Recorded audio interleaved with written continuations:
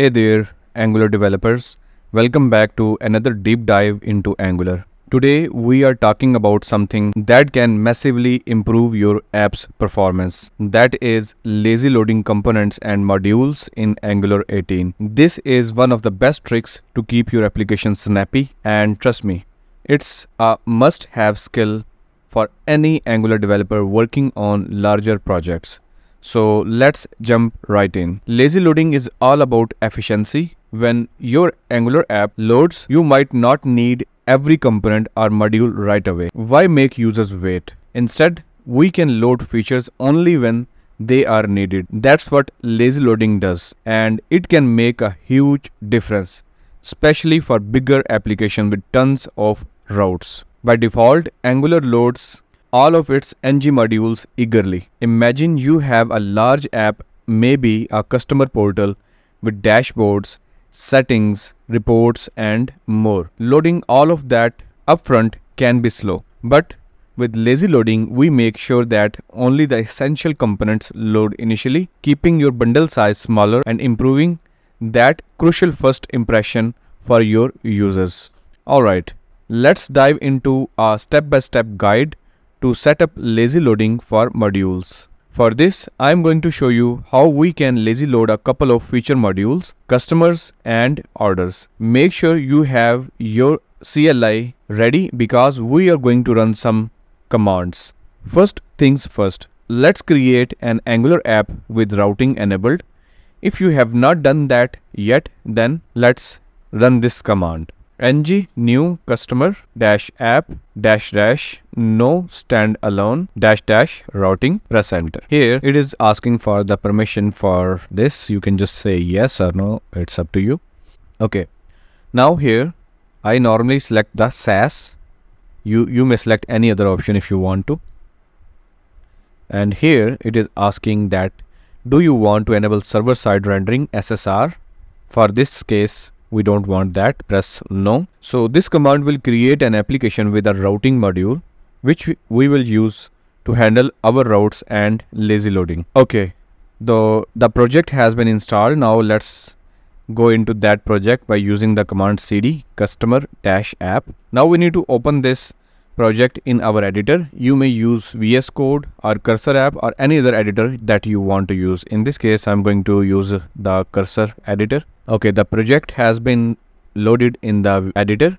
Now we have to open the terminal in the root directory of this project and let's run the command ng serve-o. That will start the project and will open it in the browser like this. Okay, so this is the view that you will see for the first time when you install the Angular project. Next, let's create our feature module for customers and orders.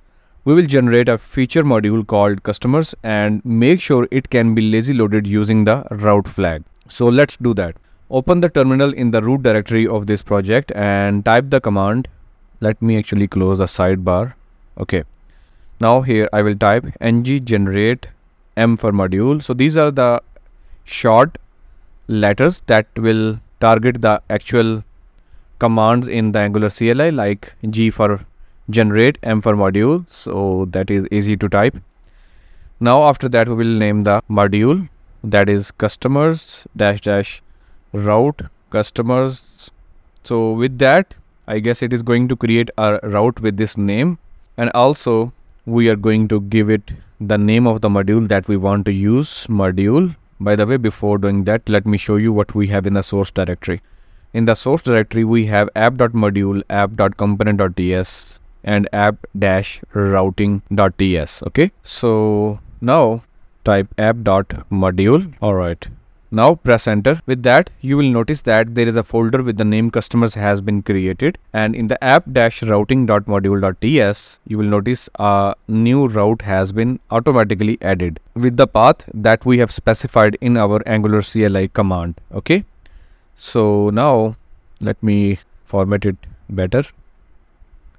Okay, so here this command did a lot for us. As you saw, it created a new feature module called customer module that you can see here and wires it up for lazy loading. Let's take a look at our app routing.module.ts in detail. Notice how we use the load children function to dynamically load our module. This tells Angular, hey, when the user navigates to the /customers, only then load the customers module. This reduces the initial bundle size and speeds up the app's initial load. We can do the exact same thing for the orders feature module. So let's run another command to create it. So open the terminal and type this command: ng-generate modules, ng-generate module orders -- route orders -- module app.module. Okay. So press enter. And in the left sidebar, in the files, in the app directory, you will notice that another folder with the name orders have been created. It has its own routing module and orders module and orders.component.ts. Okay. Now our app --routing.module.ts should look something like this. We have got two lazy loadable modules configured, one for the customers and second for the orders. Okay, save it.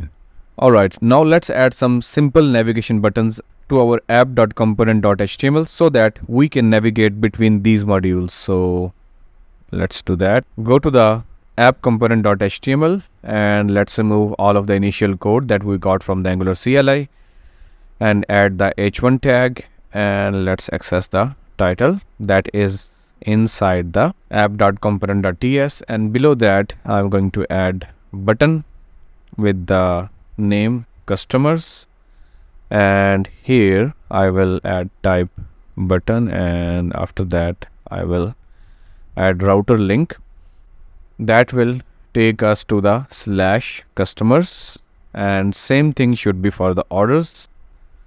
Orders O should be small. Make sure that here it should be orders in the text, and then finally we need another button that will take us to the home page, that is the root path of our routing, and we will name it home.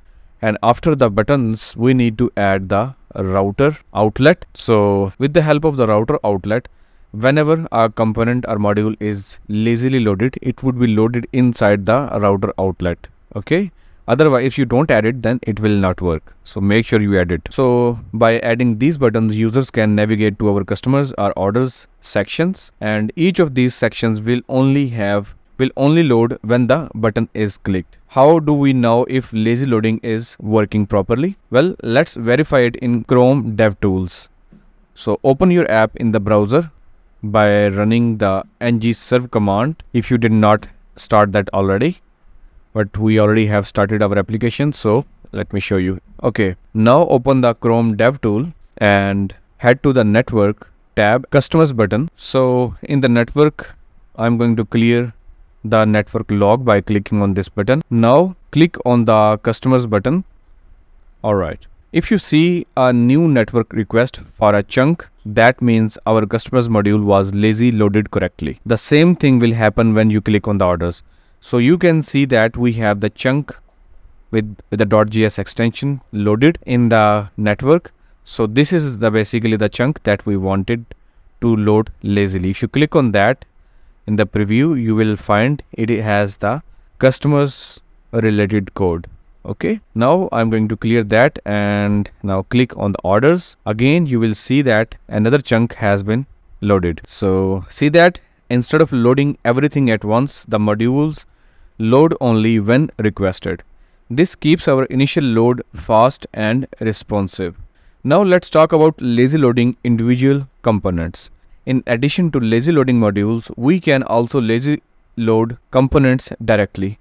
There are a few different ways to achieve this, so let's explore them. One approach is to use Angular's view container ref to dynamically create and load components when needed. Okay. So by the way, if you also want to read the documentation, you can search for that from internet, like Angular 18 lazy loading. So it has the documentation for the lazy loading feature modules. So this has all of the information. You can spend time and go through this documentation to get further knowledge in depth about this if you want to.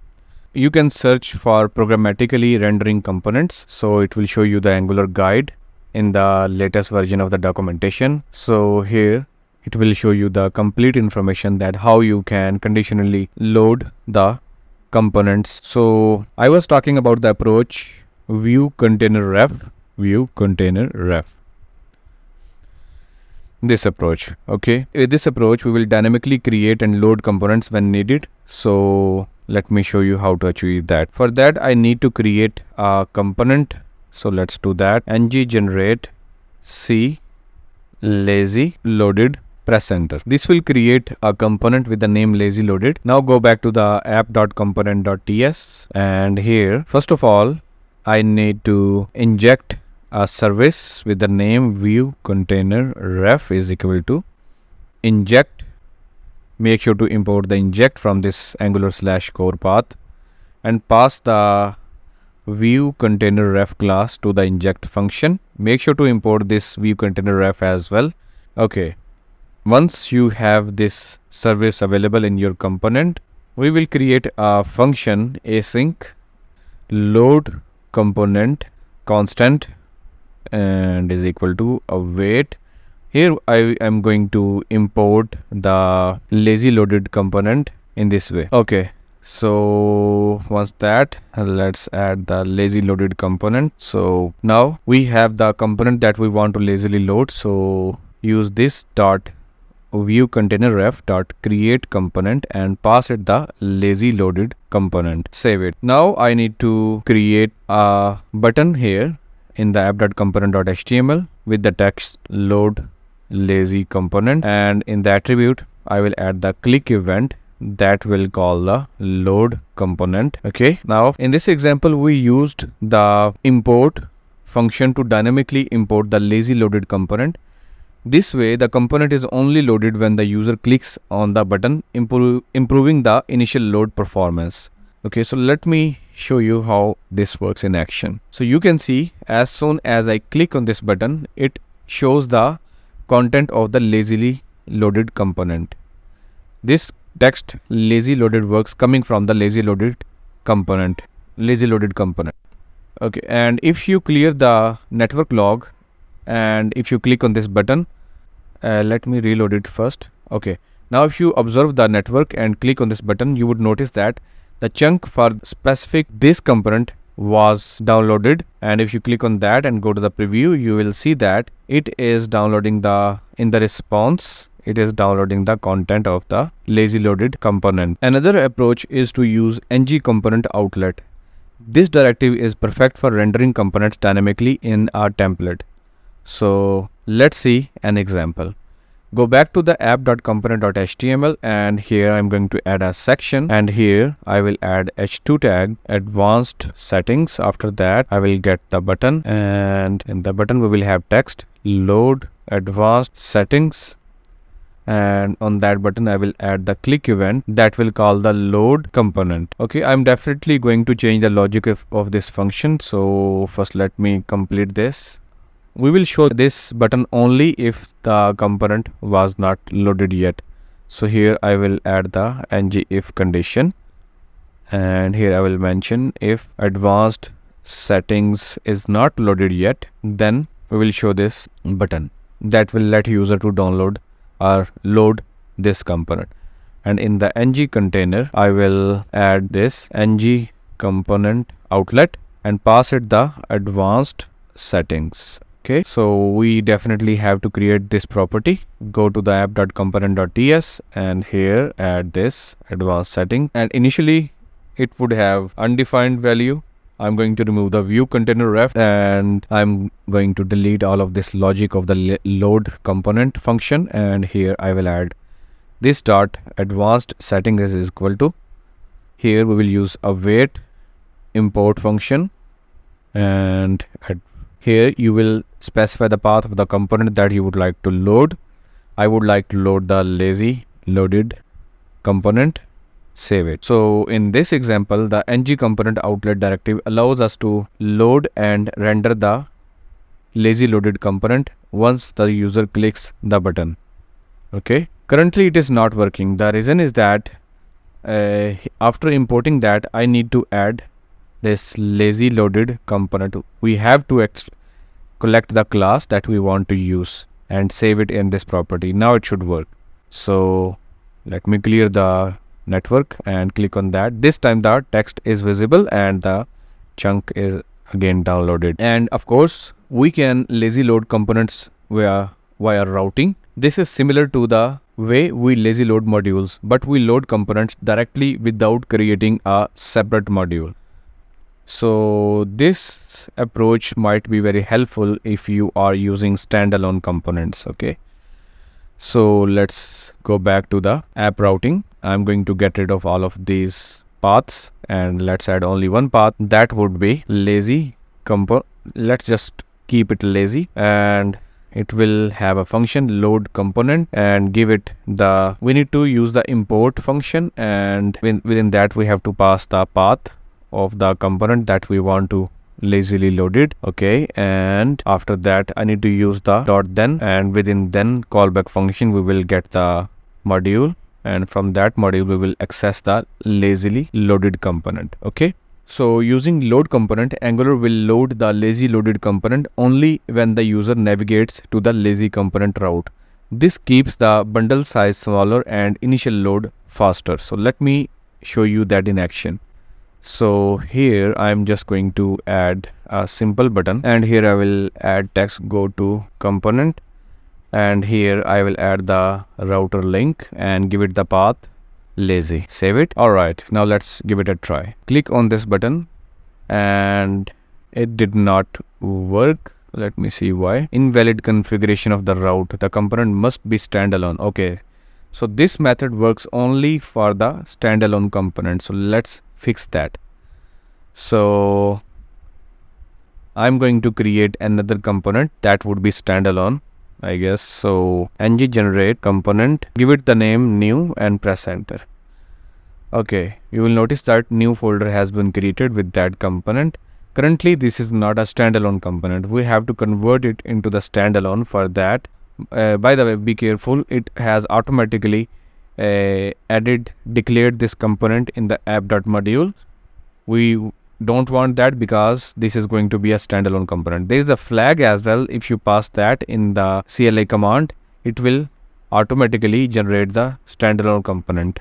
Let me check that command.